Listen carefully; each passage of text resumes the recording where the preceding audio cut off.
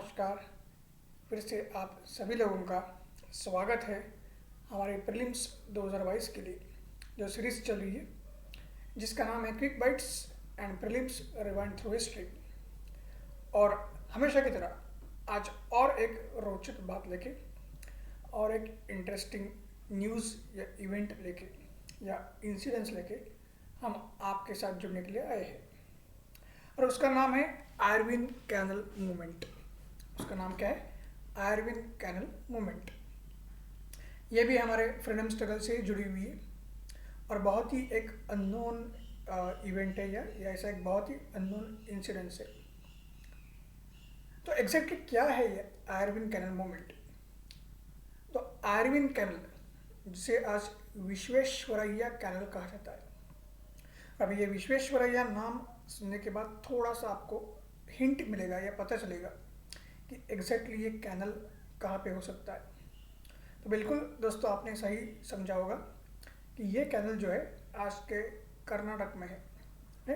Today we will find the Irwin canal in a present state of Karnataka, जो उस समय Mysore princely state और उसके गवर्नमेंट के अंडर आता था। और ये जो आयरविन कैनल मूवमेंट है या जो विश्वेश्वरैया कैनल है, उसके लिए जो आंदोलन किया गया था वो किस लिए किया गया था? वो कर्नाटक के या उस समय के मैसूर प्रिंसली स्टेट के किसानों द्वारा किया गया आंदोलन था। किस लिए?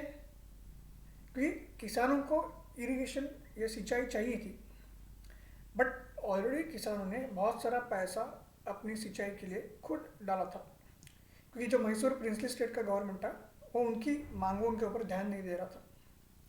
लेकिन बाद में जैसे हमें पता है कि ब्रिटिश एरा में प्रिंसली स्टेट्स और ब्रिटिश गवर्नमेंट, इनके रिलेशंस बहुत ही अच्छे रहते थे और इनके रिलेशंस खास करके जो मेंटेन किए जाते थे वो वायसराय ऑफ इंडिया की तरफ से ही मेंटेन किए जाते थे।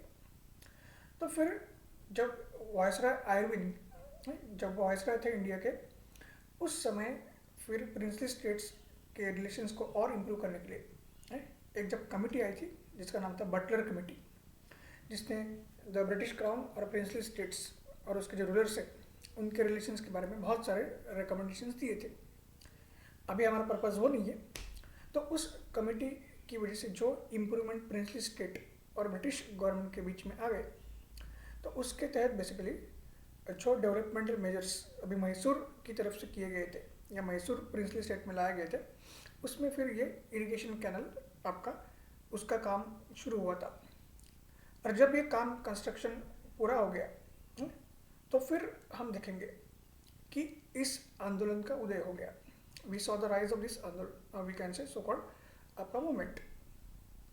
तो why there was a movement at first? Because अगर आप प्राइमरी कॉज देखते हो उसका, so we will see government decided to impose new taxes. जो फार्मर्स है या फार्मिंग कम्युनिटी है उनके ऊपर नए टैक्सेस आपका लगाने का डिसीजन मैसूर के प्रिंसली स्टेट गवर्नमेंट ने लिया था। तो ये जो गवर्नमेंट की टैक्स पॉलिसीज है या एंटी एग्रीकल्चरल पॉलिसी थी या एग्रीकल्चरल कॉलसनेस उसको जो कह सकते हैं, उसकी वजह से ये आपका आंदोलन शुरू हो गया। और इसको कॉमनली एक एग्रीरियन रिवॉल्यूशन कहते हैं, एक आपकी क्रांति कहा जाता है। खेती के मामले में या किसानों के मामले में इसको एक क्रांति कहा जाता है। और गवर्नमेंट ने अगर टैक्सेस आपके लगाए थे तो वो क्यों लगाए थे? तो उसका कारण था कि गवर्नमेंट का जो खर्चा आ गया था ये आयरविन कैनल या विश्वेश्वरैया कैनल बिल्ड करने के लिए, उसका कॉस्ट गवर्नमेंट रिकवर करना चाहता था, वो भी सूद समेत या इंटरेस्ट के साथ। उसके साथ और एक कॉज जुड़ा हुआ था ये गवर्नमेंट इस कैनल के कंस्ट्रक्शन के बाद एक नई ब्लॉक सिस्टम डेवलप कर रही थी कि जिसमें जो क्रॉप कल्टीवेशन होगा उसके हिसाब से crop rotation and alternate crops grow करने के लिए गवर्नमेंट को एक बेनिफिट मिलेगा। ठीक, ब्लॉक सिस्टम के अंडर गवर्नमेंट क्या कर रही थी? क्रॉप रोटेशन और अल्टरनेट क्रॉप्स ग्रो करना है आपके ईयर आफ्टर ईयर, वैसा सिस्टम गवर्नमेंट डेवलप कर रही थी। बट प्रैक्टिकली क्लाइमेट और सॉइल ये अगर देखते हैं उस समय कर्नाटका या मैसूर में, तो ये सिस्टम बिल्कुल भी आपकी वर्केबल नहीं थी। तो इस सारी चीज़ को लेके आपका जो प्राइमरी कॉज था और फिर सेकेंडरी कॉज और ओवरऑल जो गवर्नमेंट का अप्रोच है, चाहे वो प्रिंसली स्टेट का अप्रोच हो, मैसूर प्रिंसली स्टेट का, या उनके पीछे जो ब्रिटिश गवर्नमेंट है खड़ा उनका अप्रोच हो, इस बात को लेके अल्टीमेटली ये डिसाइड हुआ कि फार्मर्स का जो आपका मूवमेंट है, जैसे अभी अभी हमने करंट गवर्नमेंट के खिलाफ भी किसान आंदोलन लास्ट ईयर देखा था, ठीक, और करंट गवर्नमेंट को किसान आंदोलन के सामने झुकना पड़ा है। और इवन पंजाब में भी हमने देखा जो इलेक्शंस हुए उसका पॉलिटिकल खामियाजा कितना करंट गवर्नमेंट को भुगतना पड़ा, और करंट गवर्नमेंट मतलब सेंट्रल गवर्नमेंट। तो उसी तरह से उस समय भी सारा किसान आंदोलन अभी शुरू हुआ और फ्रीडम मूवमेंट जोरों शोरों पे थी। तो जाहिर सी बात है लगभग सिविल डिसोबीडियंस मूवमेंट का ये समय था, और सिविल डिसोबीडियंस मूवमेंट में तो हमें पता है कि बहुत ज़्यादा पैमाने पे किसानों ने पार्टिसिपेट किया था। तो इसलिए हम देखेंगे कर्नाटका के कुछ फ्रीडम फाइटर्स है, होनागन्ना हलपुत्ताना, कर्नाटका के कुछ फ्रीडम फाइटर्स है, होनागन्ना हलपुत्ताना, इंदुवालु होनैया एंड H.K. वीरान्ना गौड़ा। ये जो फेमस फ्रीडम फाइटर कर्नाटका के थे, उन्होंने सारा फार्मर्स का जो आपका डेलीगेशन है वो आज का बेंगलुरु या उस समय का बेंगलुरु जो था वहाँ पे लिया। उस डेलीगेशन को लेके वो चले गए थे इस टैक्स पॉलिसी के खिलाफ प्रोटेस्ट करने के लिए। जाहिर सी बात है ये बहुत ही शांतिपूर्ण और शिस्तबद्ध तरीके से डिसिप्लिन एंड पीसफुल जो है हम उसको कह सकते हैं आंदोलन था।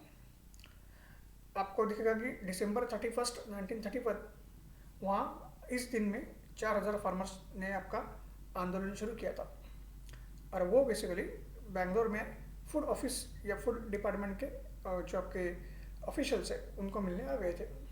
ठीक, ये आंदोलन जो है कर्नाटका के मुद्दुरुमाद जगह से शुरू हुआ था, ये भी पॉइंट ध्यान में रखना है। तो अभी हमें ये भी देखना है कि गवर्नमेंट का रिस्पांस क्या था। जाहिर सी बात है हम देखेंगे उस समय जो मैसूर गवर्नमेंट के दीवान थे जिनका नाम था मिर्ज़ा इस्माइल, वो इस डिसिप्लिन और पीसफुल मतलब शिस्तबद्ध और शांतिपूर्ण जो उनका आंदोलन था उससे बहुत ही प्रभावित हो गए थे। और ये जो मिर्ज़ा इस्माइल है जो दीवान थे मैसूर के, उन्होंने सारा जो जट्ठा है या आंदोलकों का जो ग्रुप था उनको अश्योर किया कि हम सरकार की तरफ से उनकी डिमांड्स को सिंपैथेटिकली देखेंगे, उनकी डिमांड्स की तरफ हम ध्यान देंगे, नहीं?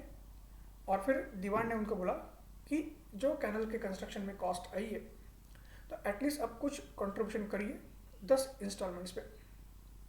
और वो भी कब, कि जब कैनल का जो वाटर और उसके बेनिफिट्स आपको मिलेंगे उसके बाद आप इंस्टॉलमेंट पे करना शुरू करिए, ताकि आपको इंस्टॉलमेंट पे करना आपका तकलीफ नहीं होगी। और अगर 10 साल के अंदर आपने ये नहीं पिया है, अगर 10 साल के अंदर ये आपने पे नहीं किया तो डेफिनेटली क्या हो सकता है कि आपका गवर्नमेंट की तरफ से कुछ एक्शन ली जा सकती है, प्रॉब्लम में आप आ सकते हो, है? ये उनको कहा गया था। और दूसरी बात क्या थी कि अगर 10 साल में आपने इंस्टॉलमेंट पे नहीं किया है तो आपको और इंटरेस्ट भी लगाया जा सकता है, आपको और क्या है इंटरेस्ट भी लगाया जा सकता है। तो ये बात तो हो गई कि सेटलमेंट की, लेकिन इसका freedom struggle point of view से सिग्निफिकेंस क्या है। तो सिग्निफिकेंस ये है कि फार्मर्स ने as a part of civil disobedience उस समय 10 साल में इंस्टॉलमेंट पे नहीं किया था, और भले ही बाद में उनको इंटरेस्ट पे करना पड़ा था, वो उन्होंने पे किया। बट सबसे इम्पोर्टेंट था कि मैसूर के जो फार्मर्स है उनकी माइटी ब्रिटिश रूल के खिलाफ जो फाइट थी, और प्रिंसली स्टेट जो है मैसूर का उसके खिलाफ भी जो फाइट थी प्रजामंडल या पीपल्स काउंसिल की तरफ से, ये फाइट बहुत सिग्निफिकेंट हो गई। यह इंसिडेंस तो मॉडर्न इंडियन हिस्ट्री के पन्नों में आपको लगभग ना के बराबर मिलेगा। ठीक, कर्नाटका की रीजनल हिस्ट्री में भी ज़्यादा हाईलाइट नहीं होता है, बट यूपीसी जैसे हमने देखा है कि इतनी अनप्रेडिक्टेबल रहती, तो जाहिर सी बात है ऐसे ही कुछ हट के ऑफ बीट चीज़ों को यूपीएससी बाहर निकालेगी। ठीक है, और तुरंत वो आपको पूछ सकती है इन मामलों के बीच में। और इसलिए हमें ध्यान में रखना क्योंकि अभी अभी हमने किसान आंदोलन देखा है सेंट्रल गवर्नमेंट के खिलाफ, तो कहीं ना कहीं यूपीएससी ऐसी चीज़ों को हिस्ट्री के जो पन्ने हैं, किताबों के जो पन्ने हैं, उन पन्नों में भी ना जो चीज़ें मिले ऐसी चीज़ें आप निकाल के आपके सामने कहीं ना कहीं क्वेश्चन पूछ सकती है। तो इसलिए आज का जो हमारा टॉपिक था, जो हमारी बाइट थी, क्विक बाइट जो थी, that is Irwin canal movement, बहुत ही इम्पोर्टेंट था और उतना ही इंटरेस्टिंग भी था। एंड डेफिनेटली आपको भी इंटरेस्टिंग लगा ही होगा एंड एग्ज़ाम पर्सपेक्टिव से बहुत ही ज़्यादा आपको हेल्पफुल होगा। सो इस बात को लेके अभी हम यहाँ पे रुकेंगे। तो आपको ये वीडियो पसंद आया होगा, फिर और एक वीडियो के साथ जुड़ेंगे। तब तक नमस्कार, शुक्रिया।